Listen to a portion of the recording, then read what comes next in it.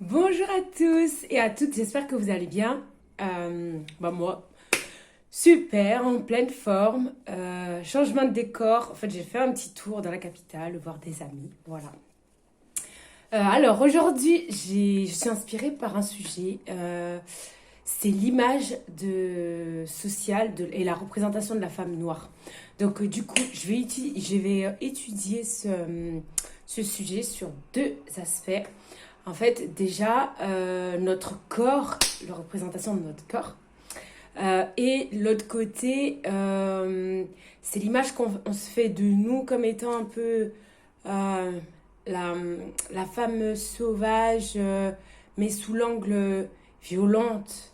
C'est-à-dire que quand il va y avoir une bagarre, un truc comme ça, euh, on va penser que vous allez pouvoir vous défendre toute seule ou à contrario, c'est vous qui allez défendre les autres. Parce que les gens, ils ont intériorisé ça comme ça, c'est votre rôle. Voilà. Donc, première partie, donc, je voulais parler de la fétichisation de notre corps. Aussi loin que je me rappelle, enfin, on a parlé du moment où tu commences à devenir femme, ton corps, tu commences à avoir des traits féminins qui commencent à apparaître. Aussi loin que je me souvienne, donc du coup autour de mes 11 12 ans. Et ça vraiment, je crois que je m'en suis rendu compte une fois en France, c'est qu'il y a des tontons du coup de notre communauté, et de d'autres communautés qui se permettent de vous regarder, non plus comme une petite fille, mais comme une, euh, un objet sexuel, un fantasme à assouvir. Ce qui est des tontons, je sais pas, je le perçois. Enfin, c'est gênant, mais après, on passe au-dessus. On passe au-dessus. C'est moins. Personnellement, ça m'a moins touchée, je pense. Parce que, je sais pas, on se dit juste que c'est des pervers et ça s'arrête là. Quand il s'agit des personnes de l'autre communauté, en fait, moi vraiment, je me souviens que à travers leur regard, je me percevais vraiment comme une chose, un objet sexuel, un objet qu'ils ont envie d'acquérir, euh, parce que vous êtes leur objet d'exotisme. Hein. Euh, je me souviens, je me souviens, il n'y a pas si longtemps que ça. Et je pense que pendant longtemps dans ma vie, parce qu'en fait, moi, j'ai vécu un peu en province, on va dire ça comme ça. J'ai traîné essentiellement avec des personnes blanches. Donc, tout ce qui est lié au racisme, je pense que c'était tellement dur pour moi de devoir m'avouer qu'il s'agissait du racisme, parce que c'était des petites réflexions, vous voyez, sur le ton de l'humour, etc., etc., etc., que j'étais dans le déni parce que pour moi, c'était trop dur de devoir accepter que je subissais du racisme de la part de mes amis, de personnes qui me sont proches, de la famille des fois, parce que voilà, j'ai grandi dans un univers qui est assez mixte. Donc du coup, oui, ce qui est du racisme ordinaire, je crois que je l'ai accepté comme faisant partie de moi. Vous voyez, c'est le genre de réflexion du style souris parce qu'on est dans le noir, sinon on te verra pas, ou ouvre grand tes yeux dans le noir parce que sinon on te verra pas. Ces réflexions-là, voilà, tu souris comme ça, voilà. Donc j'ai supporté. Mais pour en revenir à ce qui est de la fétichisation du corps de la femme noire, c'est quand on te dit ah, t'es une tigresse, montre-moi comment tu es une tigresse. Mais en fait, non. Enfin... Et quand j'étais plus jeune, en fait, je comprenais pas. Je me disais, mais ils sont malades et tout. Je comprenais pas l'origine de ces expressions-là. Je comprenais vraiment pas. Euh, et, euh, et j'étais là, je dis, mais ils sont malades, ils sont cons. En fait, je mettais ça vraiment sur le fait de la bêtise. Vraiment, qui c'était con. J'avais pas conscience de cet aspect social, cette construction-là qui a été faite depuis des décennies, dont nous, on récolte les conséquences à l'heure d'aujourd'hui. Et une des conséquences, par ailleurs, c'est, il m'est arrivé, je me baladais, je m'en souviendrai toute ma vie. Et ça m'est arrivé il y a 3 ans. Franchement, je me rappelle exactement où ça s'est passé. Enfin, le décor, je me rappelle exactement. Je me souviens, je devais aller travailler et j'étais garée sur un parking. J'étais partie boire un verre vite fait avec une pote et tout. Il était question de récupérer ma voiture pour ensuite aller travailler. J'arrive sur le parking, je tombe sur un monsieur blanc qui doit avoir 65, 70 ans. Qui s'arrête et qui dit oui, bonjour madame. En fait, du coup, moi j'étais dans ma voiture déjà. Il toque à ma vitre, voilà, et il me dit oui, bonjour madame. Et moi, bah, je baisse gentiment. J'étais dans mon mood et tout. J'étais en train d'écouter de la musique et tout. J'étais vraiment, voilà. En plus, c'était en été. Je lui dis oui, je peux vous aider gentiment comme ça. Et il me dit oui, je suis venue en week-end ici. Je viens de la région parisienne et je cherche de la compagnie. Je dis, ouais, au fait, je n'avais pas compris qu'il me prenait pour une prostituée. En fait, je comprenais vraiment pas. Il me dit, oui, donc je cherche de la compagnie. Et je dis, oui, en fait, je comprenais pas. J'étais là et en fait, dans ma tête, c'était, et alors? En fait, il dit, bah, du coup, comme je vous vois jeune et tout, fraîche et tout, voilà, c'est pour ça. Oh, je me suis décomposée. Je l'ai insulté, je crois. J'ai dit, non, mais attendez, vous prenez pour qui et tout. Voilà, non, je l'ai insulté et tout. Et j'ai dit, non, mais monsieur, moi, j'ai un vrai métier et tout, c'est bon. Je suis infirmière, faut peut-être pas déconner et tout. Non. J'ai dit, est-ce que vous avez vu votre âge, là? Vous êtes vu? Est-ce que vous m'avez vu? En plus, c'était un vieux monsieur, là, avec un grand ventre. Enfin, voilà. Genre, on n'est pas dans le même mood. Enfin, je sais même pas comment... il a pu... Non, mais si, je sais. Maintenant j'ai compris pourquoi il a pensé qu'il pouvait me pécho. Parce que dans la société, on pense que la femme noire sont les gens bas de gamme. Là. Bas de gamme, prêtes à tout accepter dans la société.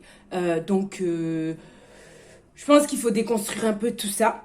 Et je vais revenir du coup la deuxième partie de ma vidéo, celle-là, sur le fait qu'on pense que la femme noire, elle est forte, c'est la sauvage, genre, c'est la force, tu sais, la force physique et tout, capable, et on associe du coup femme noire avec violence et pas douceur, non, nous, on est des gens toujours ghetto, prêts à se battre et tout, non. Parce que oui, c'est vrai, de façon générale, nous, on est toujours... là à vouloir défendre les gens, toujours vouloir défendre les gens face à une injustice, etc., quitte à en venir aux mains. Et c'est vrai que pour l'avoir vécu, et c'est parce que je l'ai déjà fait aussi, quand mes amis subissent un truc, et vu que j'ai grandi, évolué dans un milieu mixte, donc beaucoup entouré de blancs, c'est vrai que dès que mes amis subissaient une injustice, j'étais prête à aller au front et tout pour défendre les autres. Alors que dans le cas contraire, ben en fait, non, ça n'arrive pas. Ils n'en viennent jamais aux mains pour vous défendre. Voilà. Donc, il faut qu'on arrête ça, là. On arrête ça. Et donc, pour illustrer mon propos sur l'autre version, enfin, l'autre perception qu'on a aussi de la femme noire comme étant quelqu'un de forte et tout, quelqu'un qui se défend toute seule, je vais illustrer mon propos par une anecdote. Alors, il y a quelques années, on est parti avec des amis en vacances. Donc, dans le groupe, il y avait moi, le quota noir. Il y avait 2 blancs. Donc, une blanche et un blanc, le mec. Et une maghrébine. Mais la maghrébine, elle passe plutôt bien parce qu'elle est kabyle. Donc, elle a plutôt les cheveux foncés. On la prend très souvent pour une blanche. Vraiment. Ce qui fait que le racisme, elle le subit pas trop, enfin bref. Donc du coup, ça faisait comme si dans le groupe, on était la noire et les trois blancs. On part à une soirée et au cours de la soirée, il y a une bagarre qui démarre. Donc on était entouré d'un mec, on était 3 femmes. La bagarre éclate, on sait même pas, on était à un concert, on ne sait pas d'où est partie, quelle est la cause de la bagarre, mais c'était une bagarre point qui avait lieu pas loin de nous. Et devinez quoi, ce qui s'est passé? Et oui, je dois préciser, que le garçon qui est dans le groupe, c'est mon pote à l'origine en fait. Et que avec mes potes, on devait partir, mes potes filles, on devait partir en vacances. Nous, on avait organisé nos vacances.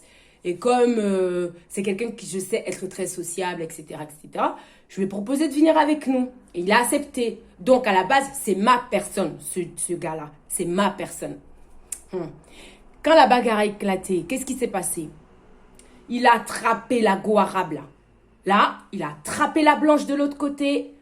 Et moi, sur le teco, il m'a laissé sur le côté. Genre, je pouvais crever.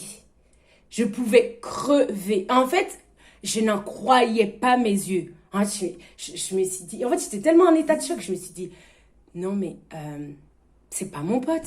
C'est pas mon pote que j'ai invité à venir, qui me laisse là. Et moi, je peux mourir. Mais il va défendre les autres. Les, entre guillemets, inconnus. Je n'en revenais pas. Et ça m'est resté au travers de la gorge pendant longtemps. Je n'arrivais pas à comprendre ce pourquoi il a agi de la sorte. Je lui en ai reparlé peut-être 2-3 ans plus tard. Et il m'a dit oui, non mais j'étais con d'avoir agi de la sorte. Et en fait, c'est surtout moi. Il m'a fallu faire le travail de déconstruction lié à l'histoire, etc., etc., pour comprendre pourquoi il a agi de la sorte. Parce que lui, il a intériorisé le fait que la femme noire, elle est forte, c'est une warrior, enfin, dans tous les sens du terme, et que quoi qu'il arrive, elle arrivera à se défendre toute seule. Elle n'est pas féminine, d'une certaine façon. Que la violence, genre, c'est sa sauce, en fait, qu'elle arrivera à se défendre toujours toute seule. Alors que c'est pas vrai. Enfin, je veux dire, on est des femmes comme les autres. C'est vrai que la vie nous éprouve plus que les autres communautés, malheureusement, c'est comme ça. On apprend à se défendre. Mais pour autant, ça ne fait pas de nous des personnes à l'abri ou des personnes qu'on ne doit pas bichonner, des personnes dont on ne doit pas prendre soin, des personnes auxquelles on ne doit pas prêter attention. Et en fait, j'ai compris, j'ai fini par comprendre qu'en fait, il ne me donne pas de la valeur. Et en fait, c'est à moi-même de me donner de la valeur et surtout de quitter cet univers-là où il n'y a pas de considération pour moi. Je dois intégrer un univers où on me perçoit différemment. Voilà, donnez-vous de la valeur. Donnez-vous de la valeur. Quittez des gens qui ne vous considèrent pas, qui vous prennent pour leur option, vraiment. Parce que je pense que lui, il avait acquis aussi que le fait que comme j'étais sa pote, c'est toute gentille, enfin tout mimi et tout, je serais toujours là pour lui, enfin parce que à l'époque j'étais encore bête. J'arrivais toujours à trouver des excuses aux gens par rapport à leur maladresse, leur mauvaise façon de faire. Je leur trouvais toujours des excuses, je leur trouvais trop des prétextes. Parce que pour moi, c'était trop difficile d'accepter la vraie nature des gens, de prendre conscience que, ben oui, les gens, ils me voient en tant que femme noire, ils me voient comme si ça. Je pense que pour moi, c'était trop dur d'accepter. Donc, je vivais dans mon déni là, je voulais me protéger. Non, ça te protège pas. Donc, valorise-toi, hein, prends soin de toi, valorise-toi. C'est parce que ça, se valoriser, c'est aussi prendre soin de soi.